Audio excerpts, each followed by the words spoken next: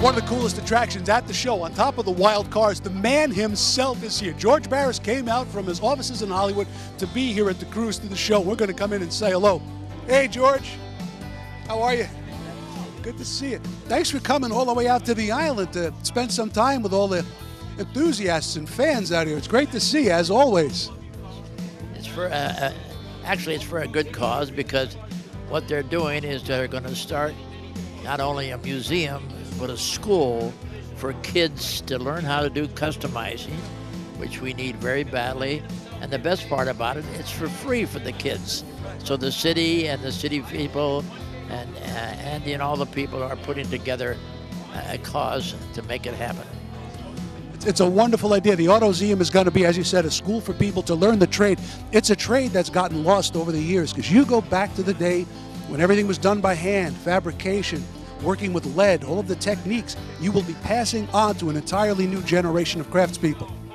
Well, that's absolutely true. Doing this type of work was very interesting, and to have people, main thing is that we get them off the streets, get them away from drugs. We have a real big ruling for what we do with our customizers. You don't smoke, you don't drink, and you don't have drugs, but we allowed our customizers two bad habits, and that's cars and girls. Women and cars, always a good combination. You brought out some of the heavy guns today. We see a Dragula over there. We see the Batmobile. We also see a General Lee and a wicked stretched limousine. Where are these cars located here on the island? They're at the museum at the local park with Andy. We call him Andy Pandy. He's now moving out to this area here where he's going to have the museum along with the school, because he's a craftsman in his own right. He's been at our plant working with many of our own things, so it makes it nice to see that it does come and starts in California. Now we're on the other side of the map here in the New York province. It's great to see you here. I mean, Long Island's got its own car culture. Of course, I got a chance to sit with you a couple of months ago when we were out in Long Beach, and we came to see your studios. You gave me the honor of being able to sit in the Batmobile. That has to be a thrill for you to see how many people have embraced your designs over the years and are still completely in love with the work that you did back in the 60s. It makes you feel good, doesn't it? Absolutely. One thing that's really interesting is what and where did the Batmobile come from? When I went to Dozier, who was doing the Batman movie and TV, I went to him and I said, let me see your script. And he shows me pow, bang, wow. And of course, Adam West and Batman and Robin were doing this. I said, well, Dozier, if you're going to have them doing pow, bang, I'm going to have the Batmobile doing just like the pow. I'm going to have rocket tubes going on, bang, rockets, and chain slicers and oil squirters. So that's why the Batmobile becomes so famous, because it became a star. It actually would act and do these things, and it made it more popular than ever. So many other cars we've done, the Monsters and the Dragulas and all that, but they don't go pow, bang, and wow. And this is why we have it still being #1 car worldwide. It is absolutely that. I had the chance, as I said, to sit in the, you had the #2 car at your studios in Hollywood, and I'll be darned, you walked up and you hit buttons and everything on that car still works. We're talking about a car that was put together back in the 60s. It's real craftsmanship and real design skill. Beautiful stuff. Tell us a little bit about Dragula. Well, Dragula was very interesting because the crew that we had, actually they had the monster coach, and Al Lewis had to have a dragster. And what could be better than a casket? Well, I could make a casket, but I said I wanted a real one. So I went to the mortuary and I said, I want to buy that casket. He says, where's the deceased? I said, it's not for a dead body. We're going to make a car. He says, I want to sell it to you. Okay, I'm very strict. I'm going to the next thing, and I said, hey, I want to buy that the casket. He says, what are you going to do with it? I'm going to make a car for TV. I hate TV. I won't sell it to you. I still didn't give up. I went to the third one. I turned the guy around the mortuary. I opened up an envelope, and I started dropping the money into the envelope. My guys picked up the casket and carried it out. We had to actually steal that casket. Absolutely amazing. It is one of the iconic cars. I love hearing the stories because over the years, so many stories emerge. And tell us about something I heard. Tell me if this is true or not. Fred Gwynn, 6'5", I believe his height was in stocking feet. You're under a deadline. You have to build the Monster Coach, one of the iconic cars in television.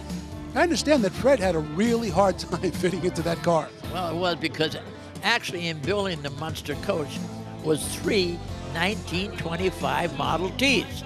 And that means it's the only 6-door Model T Ford that's ever been built. So getting Fred Gwynn in there and Yvonne DiCarlo, well, Fred was so tall, we had to take the seat out, and he sat on the floor. Al Lewis got the middle. He was a mortar. He got put all the pieces together. Pat Priest got the back seat with the velvet, and then we stuck Butch up on the back, little hook on the back. And of course, we used all original parts on it and everything.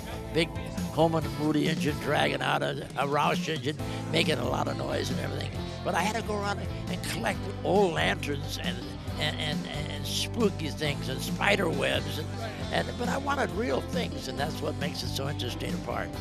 It's an amazing car. That was always a skill of yours, and not only your brilliance as a designer, but your ability to source all of the elements to make these cars, and to do it on a deadline, because we know how deadlines are. They're always right around the corner, and there's people breathing down your neck. You were still always able to get the designs done. What was the tightest deadline you were ever on? Well, actually, I did a car for the New York Times, and it was a car of the 21st century. Toyota and New York Times came to me and says, "What do you think of our new Prius?" which was a hybrid car, electric. I said, "Gee, it looks really great, a nice car." I did a TV show several years ago called The Ninja Turtle. I says, "Your car looks like a turtle." "Oh, well, Mr. Barris, what would you do to it?" I says, "A lot of things we would do to it." "Well, you got $10,000 and 10 days to do whatever you want to do." I says, "Great." I started to chop the top. "No, you can't chop the top. You can't change the wheels. You can't do the front end. You can't do the back." I said, "Wait a minute. You really don't want me to change this car." So I had to makeshift everything to make the car work. But I added 4 vertical Lambo doors that went straight up and down, a front end that went out instead of a laughing mouth. I painted it green, which means driving in batteries in green. We brought the car up to him, and I showed him the car. God, the New York Times loved it. They put it on the front cover of their newspaper, and everybody worldwide loved what I did to a new car, the Prius. And of course, Toyota said, I said, "What are you going to do with the car now?" Well, you can keep it because, I said, "You mean I made it look better than your car, so you don't want it? I'll be glad to take it and drive it around." It's incredible, George. Your career has spanned, oh my gosh, 60 years or better. One of your first designs, the a la carte, one of the true classics, won the America's Most Beautiful Roadster show twice in a row. You are an icon, and your generosity and sharing yourself with the crowds is always something that fills my heart, and I'm sure as much as all of the people who come here to meet you at these shows. Thank you for being here. Thank you for being George Barris. And thanks for talking to us. Thanks for letting me be a part of your audience that you meet and greet.